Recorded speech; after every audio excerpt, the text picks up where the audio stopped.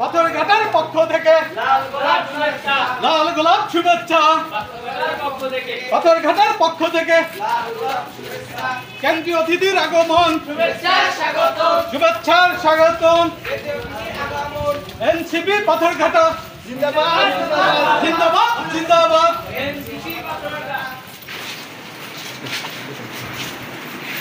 সচিব আমাদের ফয়সাল মাহমুদ শান্ত ভাই, পাথরঘাটার পক্ষ থেকে আমরা তাকে আন্তরিক মোবারকবাদ এবং স্বাগত জানাচ্ছি। প্রোগ্রাম যেটা অনেক আমার চাঁদাবাজি করতে আসে না, এনসিপিতে আসছে এদেশে মানুষের জন্য, দেশের মানুষকে নতুন নেতৃত্ব দেওয়ার জন্য। তারা তো আসে না যে এদেশে মানুষকে চাঁদাবাজি করবে, আপনাদের থেকে পানি বিক্রি করে খাবে, তারপর আপনাদের রাস্তার টেন্ডারবাজি নিয়ে খেলবে। তাহলে আপনারা কিসের জন্য হুমকি দিচ্ছেন? আমরা সেন্ট্রাল কমিটির জন্য বলতে চাই, ভাই আমরা পাথরঘাটা এনসিপি সর্বোচ্চ দিয়ে চেষ্টা করতেছি এনসিপি দাঁড় করার জন্য।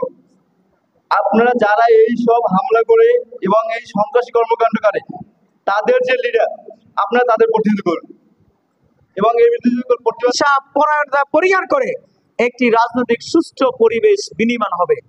আমরা আজকের এই মিডিয়ার ভাইদের মাধ্যমে জানাতে চাই, পাথরঘাটা উপজেলা সকল দল নির্বিশেষে রাজনীতি করবেন নির্বিঘ্নভাবে, যার যার দলীয় মতামত আদর্শ প্রচার করবেন নির্বিঘ্নে। কিন্তু কেউ যদি খুনি হাসিনার মতো ভয় দেখানোর চেষ্টা করেন, বীরদাঙ্গুলি দেখানোর চেষ্টা করেন, তাহলে আমরা যেভাবে জুলাইতে রক্ত দিয়েছি, পাথরঘাটায় রক্ত দিয়ে দিয়েছে, আবার নতুন করে অতএব পাথরঘাটার সকল রাজনৈতিক নেতৃবৃন্দকে বিনয়ের সাথে বলতে চাই, আপনারা কখনোই স্বৈরাচার শেখ হাসিনার কার্বন কপি হওয়ার চেষ্টা করবেন না। জাতীয় নাগরিক পার্টি টেকনাফ থেকে তেতুলিয়া, রূপসা থেকে পাথুরিয়া, বাংলাদেশের প্রত্যেকটি গ্রামে গঞ্জে তার পদচারণায় ভারী করবে। পদচারণা শুরু বলতে চাই, বাংলাদেশের 2024 পরবর্তী যে রাজনীতি, সেই রাজনীতিতে নতুন অধ্যায়, নতুন ইতিহাস ঘটেছে। এটি যদি বাংলাদেশের রাজনীতিবিদরা না বোঝেন, এটি যদি বাংলাদেশের রাজনীতিবিদরা না শেখেন, তাহলে পূর্ববর্তীতে ছাত্র জনতার মধ্য থেকে যেই শিক্ষা পূর্ববর্তী দলগুলো গ্রহণ করেন নাই, তাদের মতো পরিস্থিতি আবার সামনে এই ধরনের রাজনৈতিক অশিক্ষিতদের পরিণতি হবে ইনশাআল্লাহ।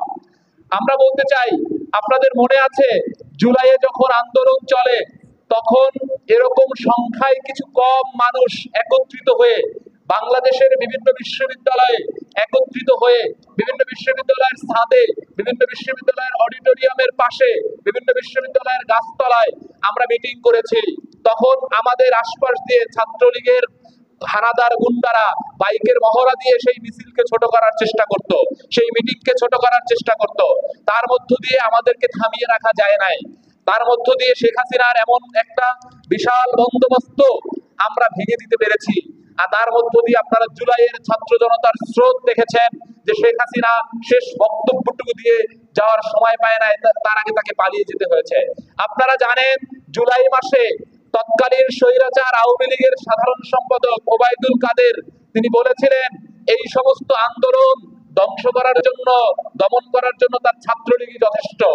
আমরা দেখতে পাচ্ছি পাথরঘাটা সহ বিভিন্ন এলাকায় এখন আবার সেই ছাত্রলীগের, যেই ওবায়দুল কাদের বলতেন এই সমস্ত আন্দোলন ধ্বংস করার জন্য ছাত্রলীগই যথেষ্ট, আমরা এখন দেখতে পাচ্ছি এইরকম ছাত্রলীগের বিপরীতে বিভিন্ন ধরনের গোষ্ঠী আবার উজ্জীবিত হচ্ছে। তারাও বিভিন্ন ভাবে বলার চেষ্টা করছে এই সমস্ত গ্রুপ, এই সমস্ত বাচ্চাদেরকে ভাসিয়ে দেওয়ার জন্য তাদের এটাই যথেষ্ট, ওটাই যথেষ্ট। আমরা বলতে চাই, এই ধরনের জনগণকে, তিনি একজন জনগণ যদি হন, তাকে যারা তুচ্ছ করেন, তাকে যারা তাচ্ছিল্য করেন, আগামীর বাংলাদেশে তারা নিশ্চিতভাবেই প্রত্যাখ্যিত হবে। আগামীর বাংলাদেশে তারা নিশ্চিতভাবেই জনগণ তাদেরকে আস্থা করে ফেলে দিবে। আমরা বলতে চাই, 24 পরবর্তী বাংলাদেশের রাজনীতি শুধুমাত্র ভোট কিংবা ক্ষমতার পালাবদলের মধ্য দিয়ে রাজনীতি তৈরি হয় নাই। আমরা বলতে চাই 24 পরবর্তী বাংলাদেশের রাজনীতি তৈরি হয়েছে 2000-এর মতো শহীদের রক্তের মধ্য দিয়ে রাজনীতি। এই প্রত্যেকটা রাজনীতিবিদের এই দায় আছে 2000 মৃত ব্যক্তির রক্তের ঋণ তার পরিশোধ করতে হবে। কোন ধরনের মাস্তানি, কোন ধরনের গুন্ডামির মধ্য দিয়ে বাংলাদেশে কোন ধরনের রাজনৈতিক কালচার তৈরি করা যাবে না।